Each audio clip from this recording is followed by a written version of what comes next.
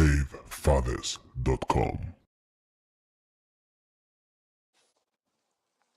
Hello, thank you so much for joining me here today.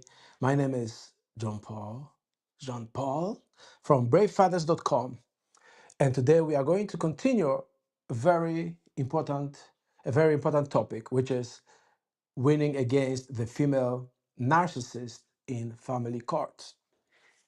Now, um, there is a lot to cover. I hope to do as much as possible within the time that we've got. Let me put this on and then add some mood as we go into this deep topic, as we're going deep. Pause. So let's do this. I always forget to light my candles so that the magic can apply to what we are discussing about. We use our masculine magic to win this. All right, so it's hot in here. Now, why is this important? The bottom line is this: if you don't know what to do, your chances of winning are small.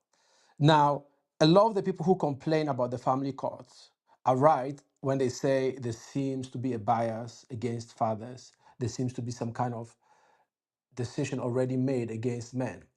That's very true. However, the judges, the magistrates, the judiciary, wherever you are, they are still bound by law, as is the female narcissist. So, as the case is, as it stands right now, you have to use every single tiny tool you have to your advantage. You have to use it.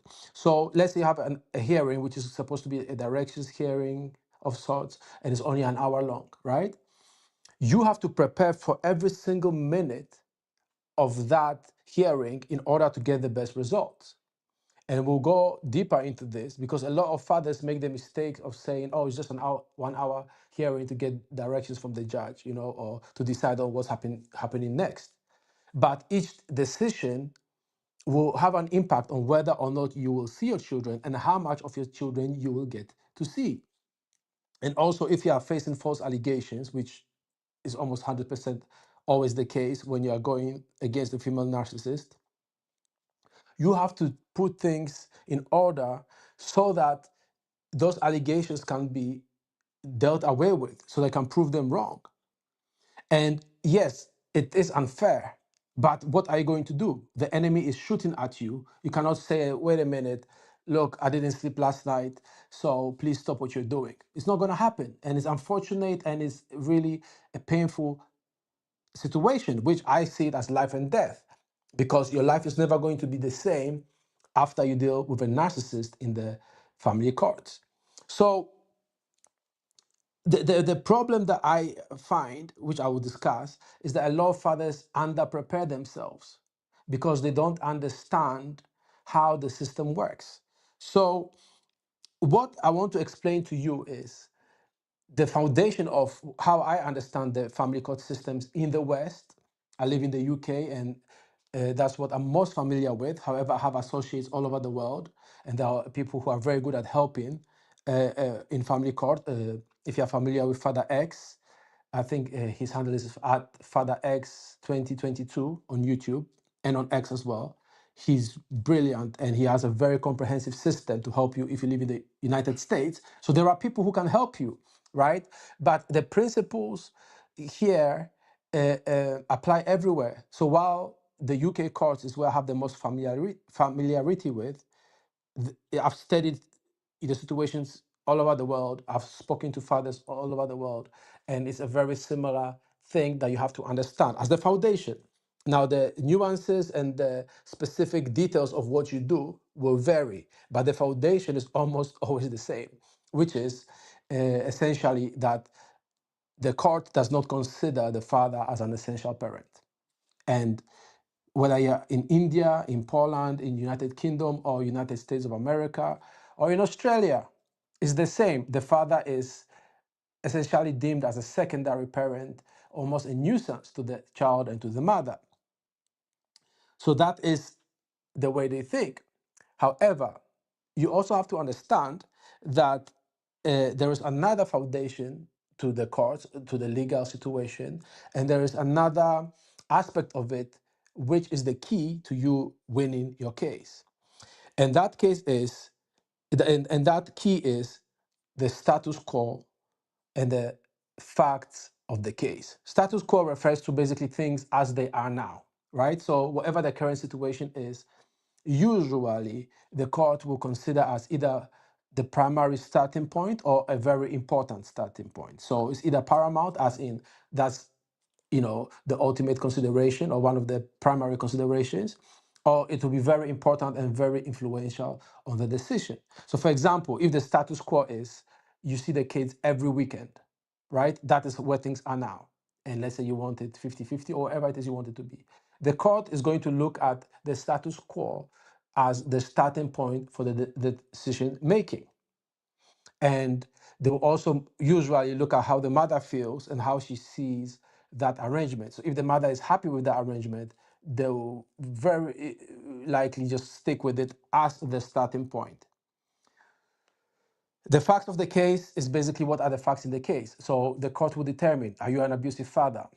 In their mind, that's where the false allegations come in. And I've seen fathers who were falsely accused but did not prove the allegations false in time, thinking that somehow it will resolve itself or that their character or their personality will speak for itself, and then they lose contact with their children.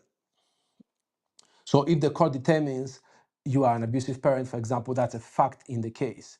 If you haven't seen the kids in 3 years, that's a fact in the case or a fact of the case. So you may think, oh, they've not seen me in 3 years, therefore, the children need me urgently. But no, you've already brought in the foundation, which is the court sees you as a secondary parent. They don't think you are important. So the fact that they've not seen you for 3 years, that your children have not seen you for 3 years, they don't see it as a detrimental situation to the kids. They don't see it as bad. They don't really care about that, unfortunately. And that's the case all over the world. Now, you will see some variations of it, but fundamentally, they don't see it as important. But why does it matter? Because if that's the status quo, then the court will have to ask itself, why should we change it? So the excuse, you may call it an excuse, or the reason given is, well, the kids haven't seen the father in 3 years, but they are happy, right? That's the case that we brought in front of the court. So if the kids are happy, why should we disrupt their happiness by bringing in this man who hasn't seen them in 3 years? And that is literally an argument that will be put in many places in front of the judge, or a variation of such an argument. So then you are going against a very, very difficult argument to overcome.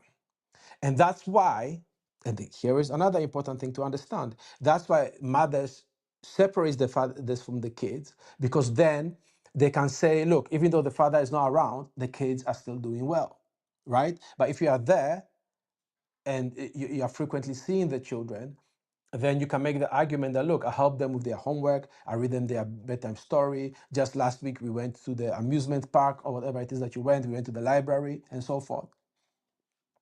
So now that undermines the other argument. So that's why the mother will always try to make the status quo where you are not in the picture, and then that becomes the fact of the case, whereas you are fighting to be in the picture. So this is important because a lot of fathers walk away prematurely, especially when it comes to divorce. Now, mind you, I'm not a qualified legal professional. Do speak to a lawyer. In the UK, I'm allowed to help you as a Mackenzie friend, right? So the court will usually give permission for me to help you, but still seek qualified legal advice wherever you live. So this is from experience and it's strictly my opinion.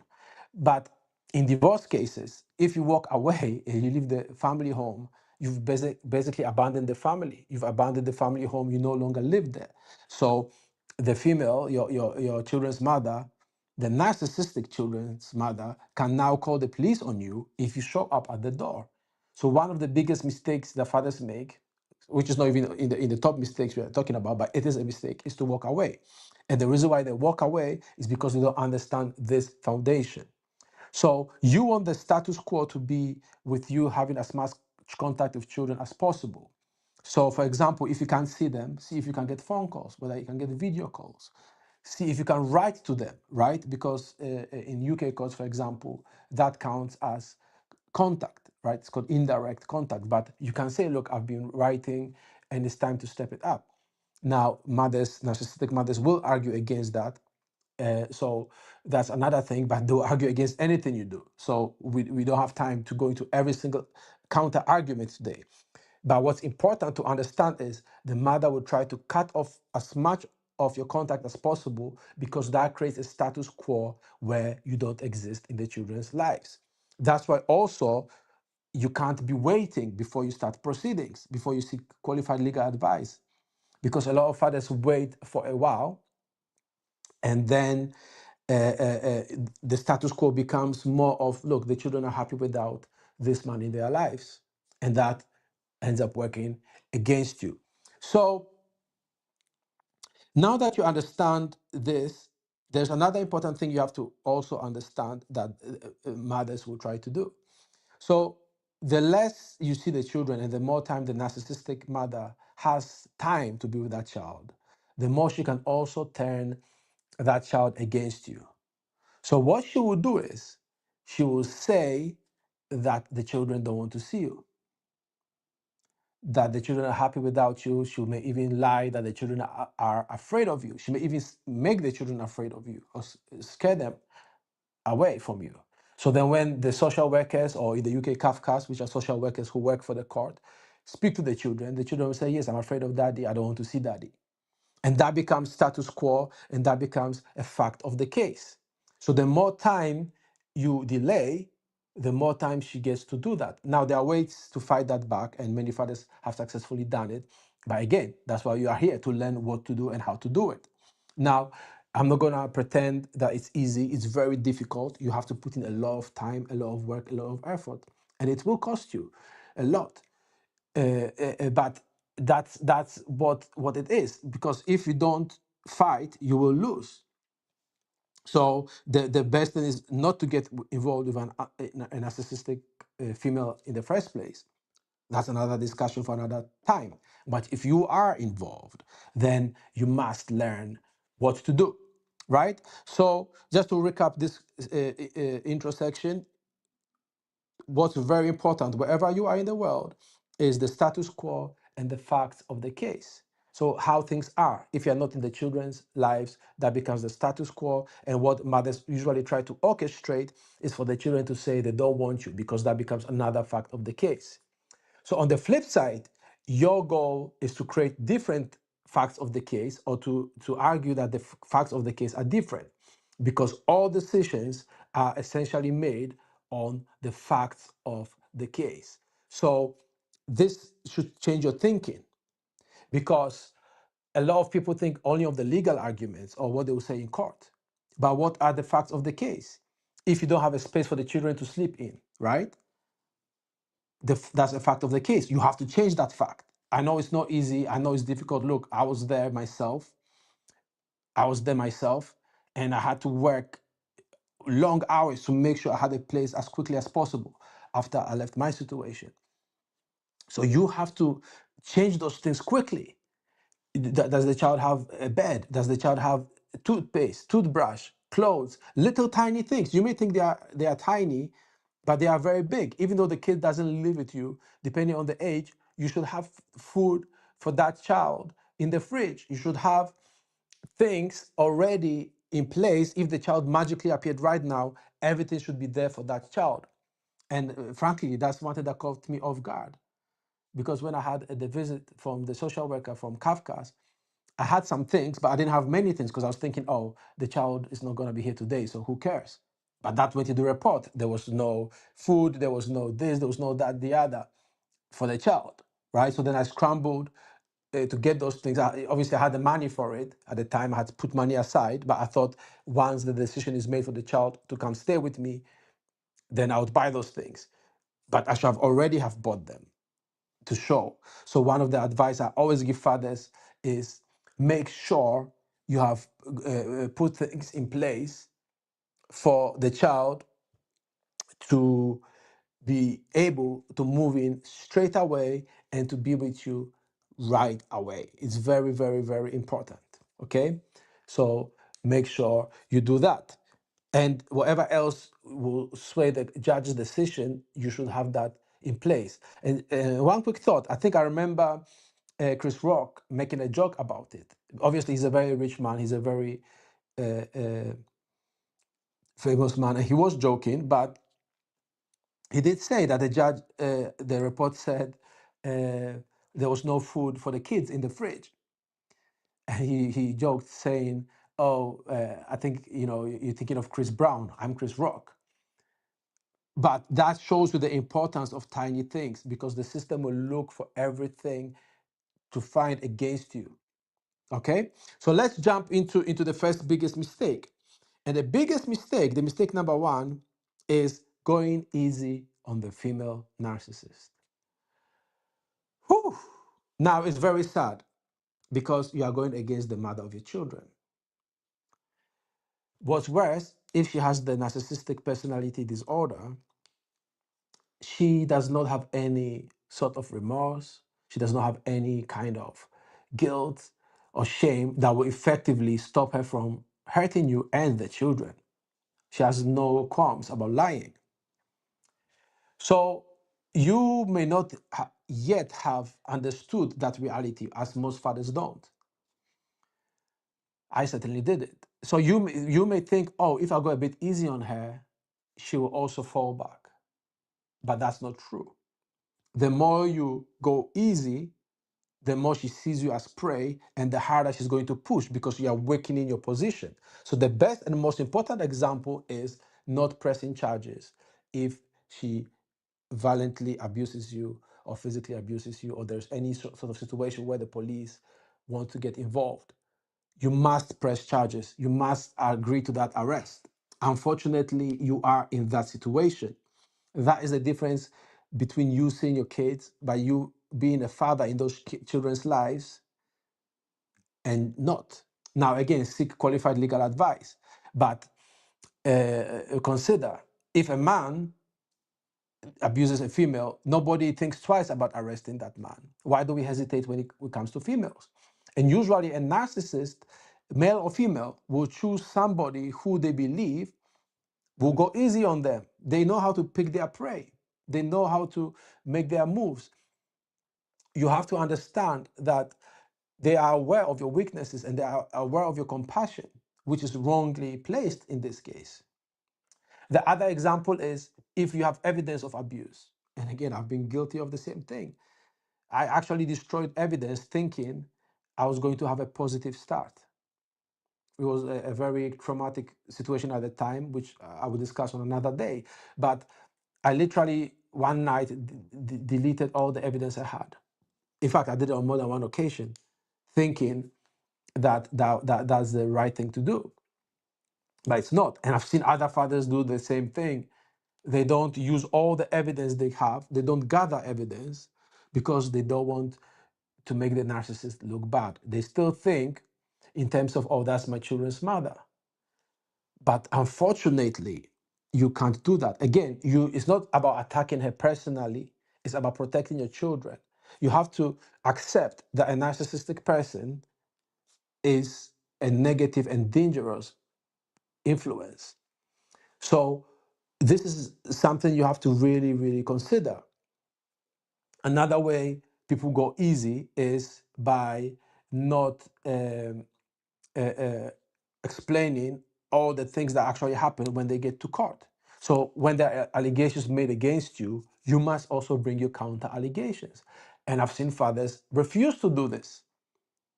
And then they get surprised when they lose. One moment.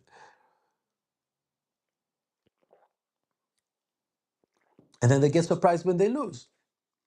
You have to bring your allegations, because if they are true, that's also your leverage, and that's also what's going to show that you are not the evil person in the relationship. Because even if you prove the allegations against a narcissist, some courts will still consider her as the person with whom the children shall live. So you are making it even harder for yourself if you don't have those allegations. Because if the allegations, even one is proven against you, just one is all that's needed for the law to kick in. So in the UK, we have what we call Practice Directions 12J, and that deals with domestic abuse. All they need is one incident to be proven as true. And then the whole law is now used against you. The whole of it. It doesn't say, oh, it was just one time, one thing. No, no, no, no. The whole thing is used against you. So it is a big mistake to go easy. And then remember, facts of the case and the status quo. Because if you don't prove the allegations against her, because the reason, part of the way you discovered she was a narcissist because she was abusing you, right? The fact that you don't like somebody doesn't make them narcissistic. It's specific traits, specific behaviors, specific abusive behaviors. So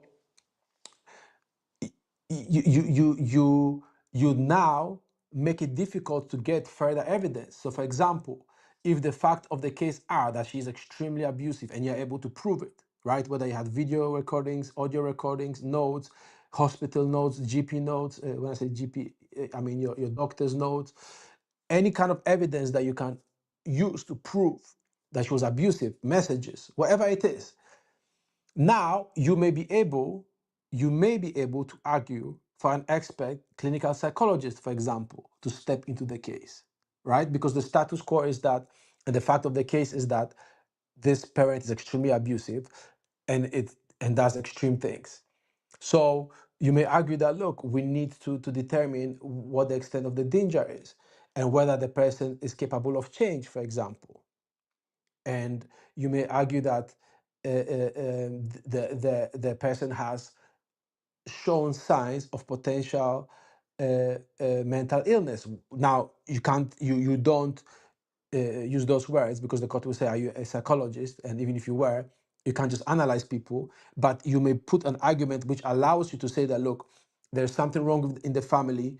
This abuse is traumatic for everybody. We need a psychologist and a clinical expert to step in, analyze what's going on, and inform the court in case there is further danger to the children.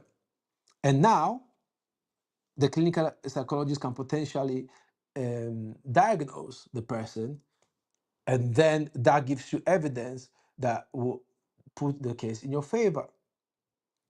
So the status quo at that point may change. The facts of the case become different because the fact of the case may then become that one person is mentally unstable and the other one is stable. So the court now has to decide where the children go. So clearly, the person who is mentally stable should be the one with the children, and so forth. So remember, you are not just arguing with words. You want facts of the case and you want the status quo to change in your favor. So by going easy on the female narcissist and not doing all you can and not preparing the strongest case is stopping you from doing those things. And that's the first mistake that I see. So the second mistake is staying in the fear and regret stage for too long. Staying in the fear and regret stage for too long. So what do I mean by that? When you end the relationship with a narcissistic female, you inevitably go into shock, right? Because all of a sudden you realize, whoa, I've been living in a crazy world where my emotions were heightened, I was hyper sensitive, I was on hormones essentially, like everything, your cortisol, your adrenaline, everything in your body was spiked up, right? So when you step away from it, you suddenly start realizing that, wait a minute, this is like a nightmare. And various people react differently to that. So you will then be afraid because you know what the narcissist is capable of doing against you. You may, at that point, have been discarded. You will have heard some allegations against you. Your reputation will likely be smeared at that point. And you may just feel a lot of fear about how bad you will look. And that is one of the things that frustrates me actually when I interact with people on social media.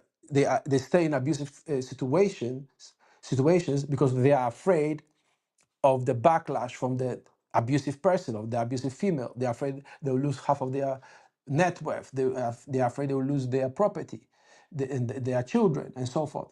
But you will lose those things anyway. You will lose them. The narcissist is just timing it. If they stay with you long enough, that means you've become so meek, so mellow, such a shell of a man that you once were, and of the man you could be, and the man that you actually are deep inside, that you become so negligible that narcissist just takes over your life. If you want to be fed on that way, I cannot help you. And various fathers have various degrees of that. So they stay in that fear stage. Sorry, something just cropped up here. You may stay in that stage for way too long, and that will stop you from working on your case, from changing the status quo, from changing the the facts of the case. And then the regret, because you realize you've wasted time, you've wasted years, you've trusted somebody who wasn't trustworthy, right? You realize that your life will never be the same, that all the things that you believe to be true are not true. And that's a very painful position to be in. But you can't stay in that stage for too long. Narcissists know that your emotional weakness gives them strength, gives them power. So they want you to be afraid. They want you to be regretful. They want you to be aggrieved. They want you to be frustrated and in pain, because that's when you can't think clearly and you can't fight them effectively in the family courts. So the longer you stay in that stage, the worse things are going to be for you. Now, you will likely have to testify in court. If you are representing yourself, you will have to speak in court. And even if you have a lawyer, you still have to appear in court. The judge will look at you. The magistrates will look at you. Whatever kind of judiciary you have, they will look at you, and your behavior is part of what they make their decision on. So if you look weird, angry, frustrated, like I used to breathe so hard because I used to get angry hearing the false allegations, hearing the lies. It used to really, really get me angry. But then that makes it look like the allegations are true. It makes it look like whatever is being said about you actually happened. So you have to build up yourself emotionally. There's another important part to it. As Einstein said, you cannot solve a problem at the same level of thinking at which it was created. Again, this is Einstein himself. You cannot solve a problem at the same level of thinking at which it was created.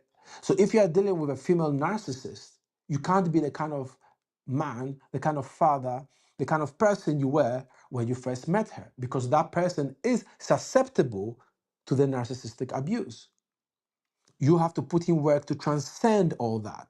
You have to be beyond the narcissist's reach, right? That's why we go no contact. But the no contact is also for you to have time to resolve these issues, for you to grieve these issues. And unfortunately, a lot of therapists and mental health professionals don't understand narcissism. And the reason why they don't understand it is because their only experience is from a safe place. They were never in a relationship with a narcissist, so they don't know the horrific trauma that you go through when you are in a relationship with a narcissistic female. It's horrifying, but you can't describe it to somebody who's never lived it. So they always or often underestimate the trauma you've been through. So it's important that whoever you work with truly, truly has dedicated themselves to understanding the trauma that comes from narcissistic abuse. Otherwise, you will just be more traumatized, and you'll be angry that you even went for a therapist. But if you do seek that kind of help, that will be helpful. But also the time you spend by yourself, not ruminating over what happened, but grieving the trauma, the pain, not just of the narcissist, but everything before in your life. Remember, the narcissist was only able to come into your life because of the weaknesses they spotted, the little insecurities, the little fears you had that happened before you met the narcissist. What they do is they pretend to be the antidote to everything you don't like in your life. They pretend to be the solution to all your problems, right? But they make those problems worse. So you have to basically resolve them. And it's very painful and it's very difficult, but you have to. And when you do that, that's how you will become emotionally stronger. Now, a lot of people say, oh, like just go to the gym and so on and so forth. That helps, but it's not enough. Okay? It's not enough to go to the gym. It's not enough to make money. It's not enough to focus on your grind. It's not enough to go and start sleeping around with women. It's not enough to go and, just have fun.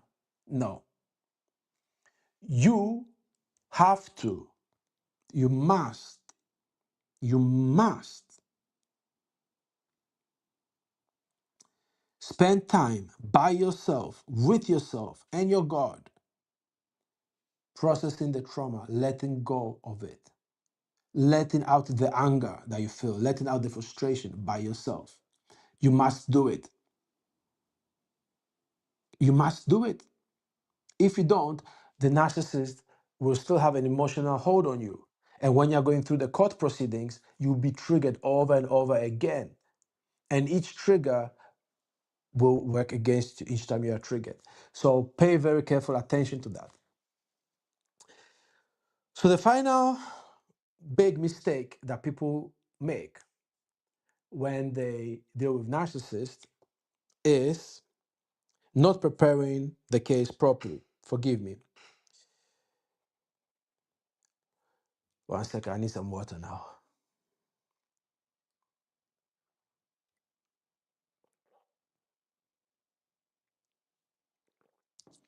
So the third biggest mistake is not preparing the case properly.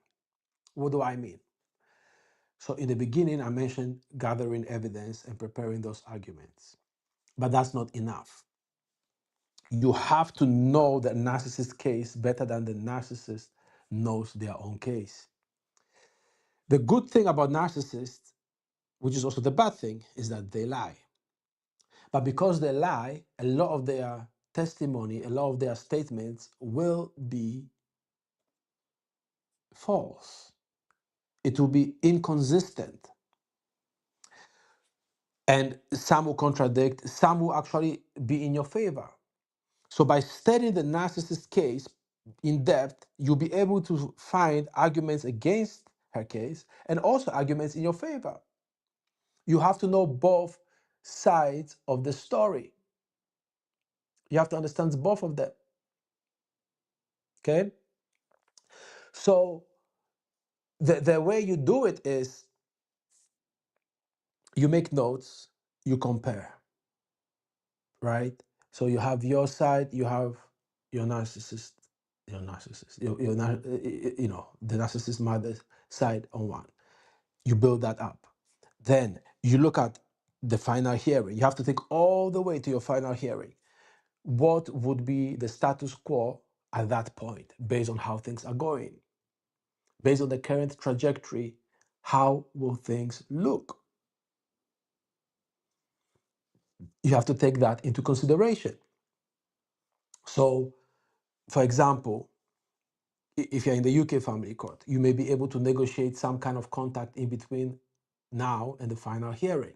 So that means you may be able to argue for more contact with your child, more time with your child at the final hearing. So then you structure your case in such a way, and doesn't always work, but that's your only chance, in such a way that the status quo is more in your favor at the final hearing. Even if then the final hearing is a year away, as it is for many cases, because these cases drag. Maybe a year and a half from now is when your case will actually resolve. You have to be ready constantly. And the more it drags, the more time you have to put in so that you can build up your case to win. You have to study the case law. It doesn't matter if you have a lawyer. You have to find things to give to your lawyer to help you with your case. You have to study as much of it as possible. You have to really understand what you're doing. You have to really, really understand what you are doing. Because if you don't, you can't instruct your lawyer properly. And the truth is, a lot of lawyers lie. That is the reality. I've had lawyers look in my eye and lie more than once. And I knew they were lying because, I've spoken to so many lawyers. I remember people always think when I say speak to at least 10 lawyers, if not more, they think that's an overkill. But anybody who has experience know that this is true because you need to know as much as possible, especially if you are facing false allegations. It's ridiculous. So you have to really be willing to prepare. And the lawyer gets paid whether you win or whether you lose, right? I've never seen no win, no fee when it comes to family law. I've never seen that. I've never seen that because there is too many variables, right? So not preparing your case is the biggest problem. But to prepare your case, you have to understand how the courts work. And one of the things that you have to understand is there are predetermined paths. There are predetermined paths through which your case can go. So at each time you are in court, even within a single hearing, there are several forks in the road. You have to know what they are so that you go in the right direction.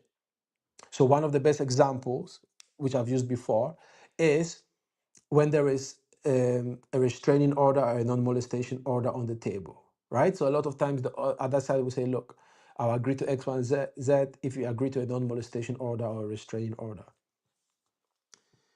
Now, a lot of fathers agree to those because when you agree to them, you can also have them with no admissions, which means there's no finding against you.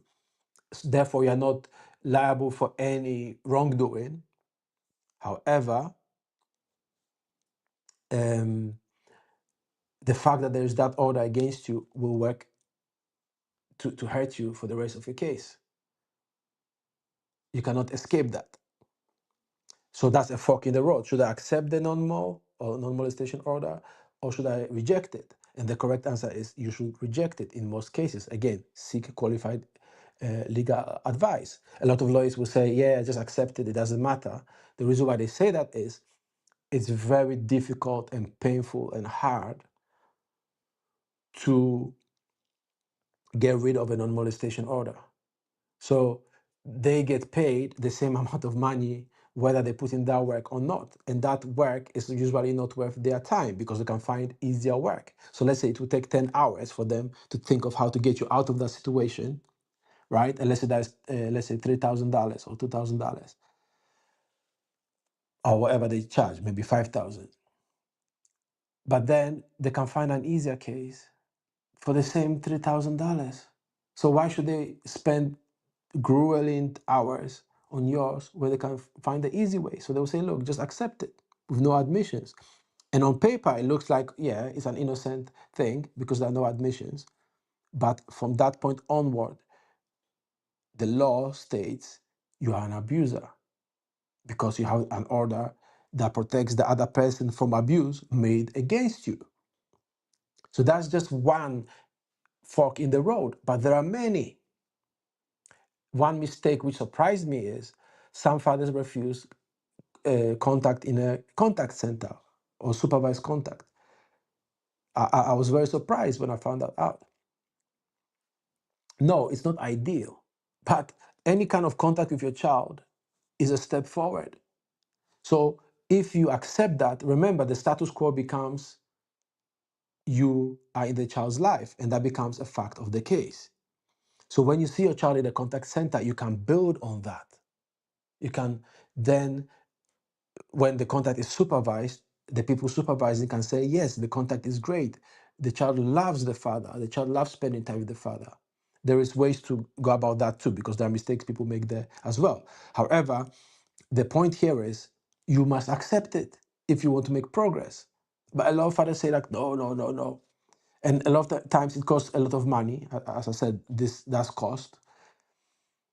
But in my view, you do what it takes to see your children. You have the father. They need you. You do what it takes. One of my favorite movies with Mel Gibson actually is called The Blood Father or something like that. I'll look for the title. The father does whatever it takes, or I think Diamonds of Sierra Leone, if I'm correct. Blood Diamonds, Blood Diamonds with Leo DiCaprio and some other actors whose names I do not know. But that's a good movie because it shows a father fighting for his family as well. So you do what it takes. You are the children's hero. It's good that you have, me here talking to you, and that's part of the support. But a lot of it just falls on you. You are the only one who can actually win this. So you spend that money on a contact center. That's the basic point. You do whatever it takes. If you don't have it, you find it. You can do it. You can do it. I don't want to go too much into my story, but I was left with a backpack, right? A laptop, which I still have. It's been years. I've had that laptop for a long. That laptop is probably almost 2 decades old, if not more. Thereabout, probably. But that's what I had.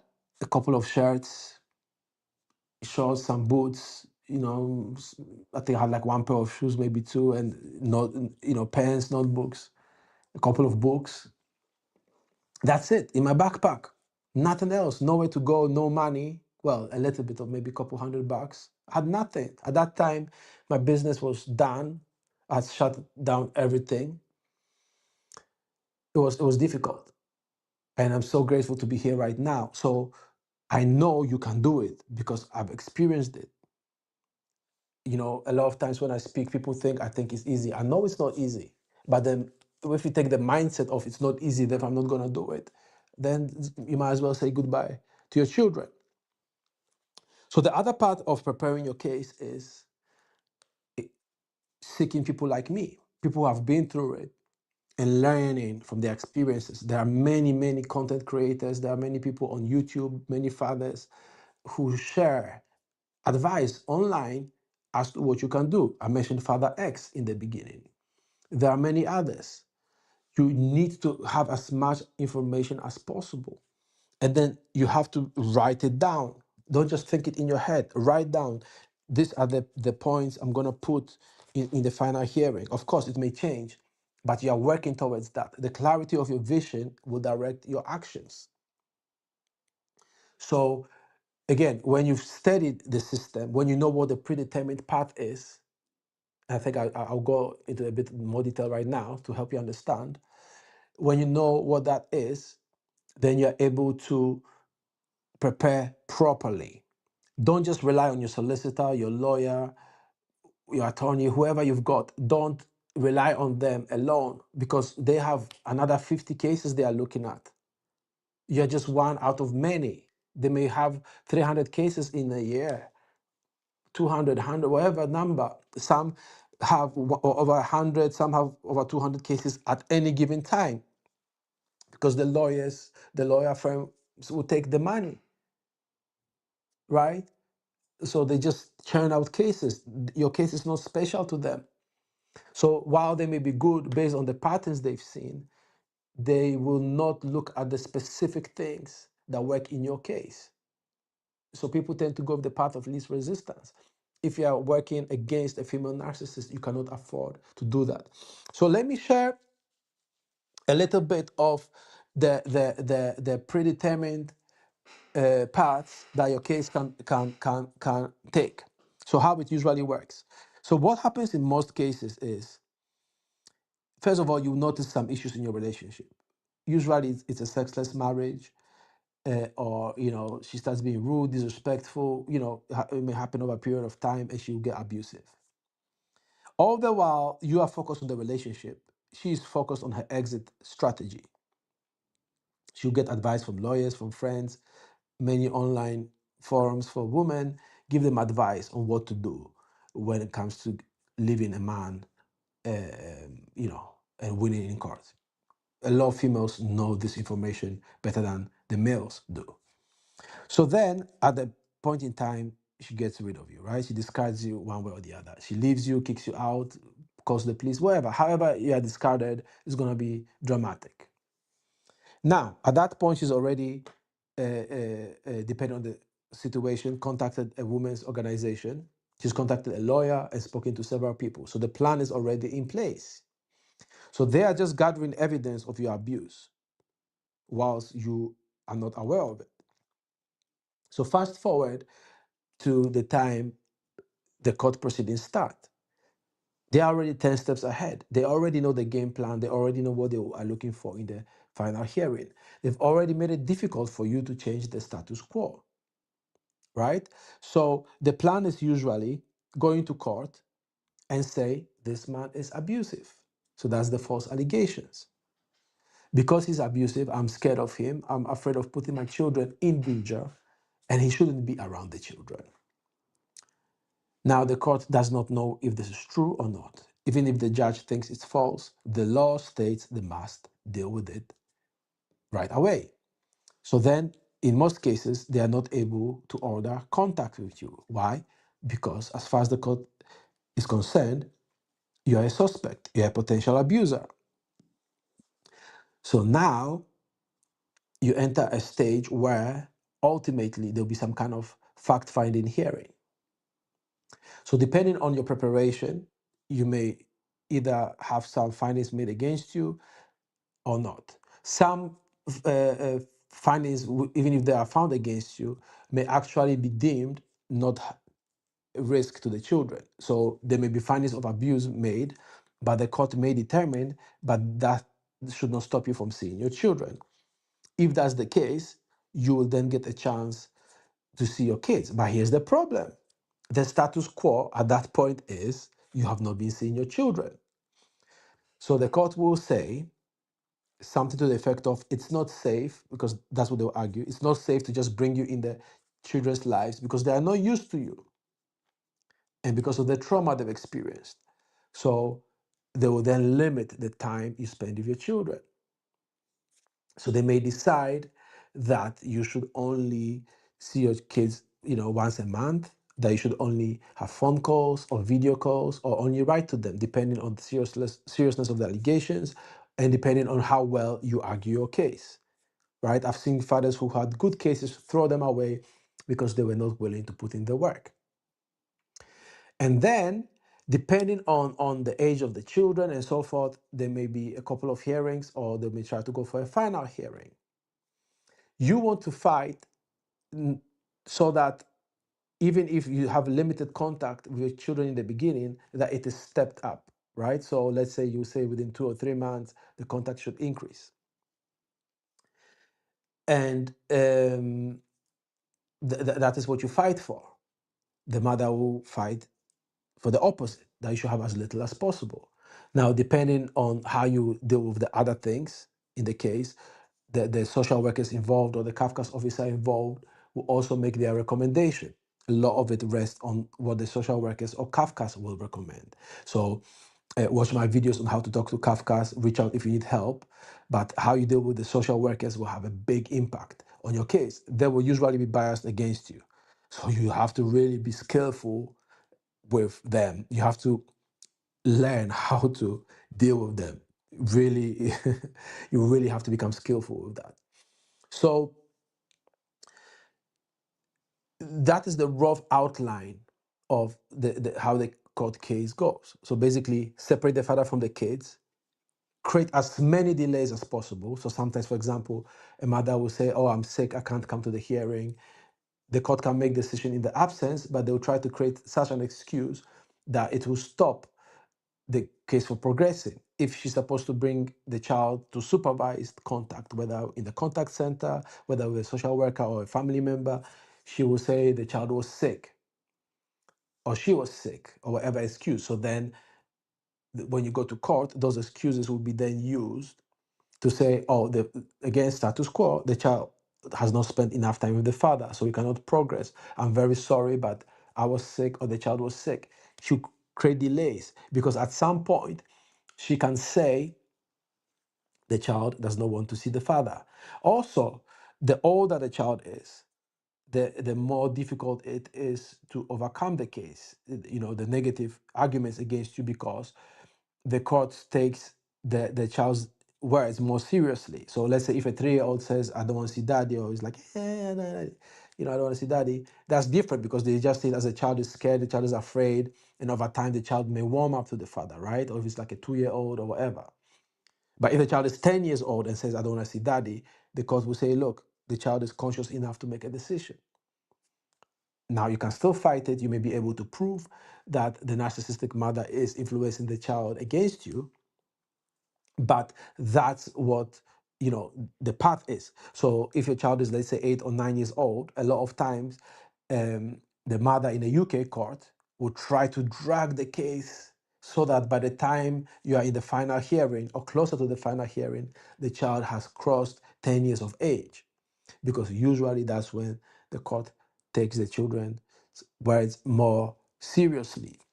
So those are the basic strategies. Again, separate the kids from the father, make as many delays as possible so that you can prolong the period the children don't spend time with the father, make false allegations that the child is abusive to the mother and the children, or that the children are witnessing the abuse, therefore they are also affected. And then what you do is you uh, uh, uh, uh, um, mm, you try to counter them, those arguments, right? So you are fighting the opposite. The fact-finding hearing, if you are not prepared for it, will create findings of domestic abuse against you. So that's another point. And then the court will determine whether or not you should see the children. With the new laws that are being made in the UK and all over the world, those allegations alone will be enough to completely stop you from seeing your children ever. Right now, they reduce contact, they delay contact, but often the father gets to see their children or his children, or be in touch with them in some way or form. But there is a strong movement to cut the father off completely. So that's the path. And then when you've done your final hearing, sometimes, depending on how the hearing went, the court may stop you from making further applications to the court or filing another case for a period of time. That is being implemented more and more because they want to shut down the cases, because there's so many cases coming in. So all these things are working against you. So the most important thing to understand, really, which is one thing I wish that most fathers would get, that appearances are often deceiving. It may look like you have no hope, but if you start seeing a clearer vision, you will find a way forward. You know, I remember crying at night and being so sad and so scared about not seeing the kids. And it used to really get to me. It used to really, really hurt. And I would worry. And I thought there was no way out. I thought there was no way out. And having no money at the time, and just having nothing and nobody understood what I was going through. And now, when you see that your child running and smiling or running to you or playing with you, it's like, daddy, daddy. You do, you know what I mean? Like, it's such a different thing. Or when you read a bedtime story, or when you hear your child snoring, when you check on them at night, you know, it's such a big difference between what it was and where I am now. And I've seen other fathers have similar outcomes. So you need to believe that you can do it, because you can't do it. The narcissist feeds off your fear. That's why I said don't stay in that stage, because they need you to be afraid. And the more afraid you are, the less you really put up a fight. The system is biased against you. I don't like it when people don't want to admit it, but it's true. there was a judge recently that actually said it, something to that effect, a year or two ago, I believe it was, maybe a bit longer. And then when he said it, the opposition appealed the case because they said it was inappropriate for him to say that. And of course, they won. But he said, look, the false allegations, are just made because, I can't remember exactly what he said, but he said that a lot of people make false allegations, because they want the legal aid, they want money. And so there is hope. There is hope. There are judges who see it, but nobody is coming to save you. You have to save yourself. And I keep repeating this. You have to change how you view the world, how you view yourself. You can't be the same man who got himself in that situation. And that's a painful realization to make, that your own mistakes prior to meeting the narcissistic female is what opened the door for her. And a lot of people just tune out when they hear this, but that is the single most important thing to understand that will change everything. Because once you open your eyes, you can now see the reality of what's going on around you, of the situation that you are in. You can see the false appearances of so many things, not just with the narcissist, in your life in general. And you start operating on a different level. And it's a painful journey. I'm not gonna even pretend that it's something that you just meditate with joy and you're gonna get there. That's not how it works. You will have to process a lot of pain and trauma.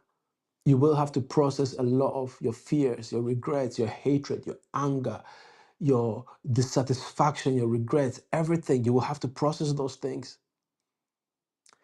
But even when it feels like that it will never end, like it doesn't end, it will end at some point if you're willing to endure it and to be with it. And remember, if this is hard for you, imagine how much harder it's going to be for your children if they don't have you in their lives. Now, you are a brave father. That's why we are here, brave fathers, right? At bravefathers.com. Because it takes a lot to face allegations. And just like you, I've also faced a lot of horrible allegations, things that have separated people from me, including my family, people that I've known for decades. Some of my closest friends abandoned me at some point. They just left me when I was perhaps at my lowest, at a very low point, because they believed the narcissist lies, or whatever reason. So, whew, it is something. It is something that you have to walk alone for some time. And I think it's that aloneness that shapes you as a man.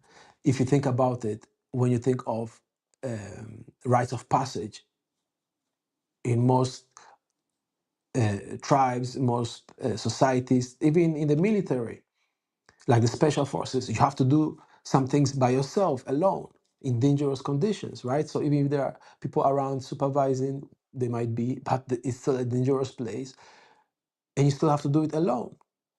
All the best athletes spend time alone without anybody else practicing their skills. Every musician has time by himself practicing his craft.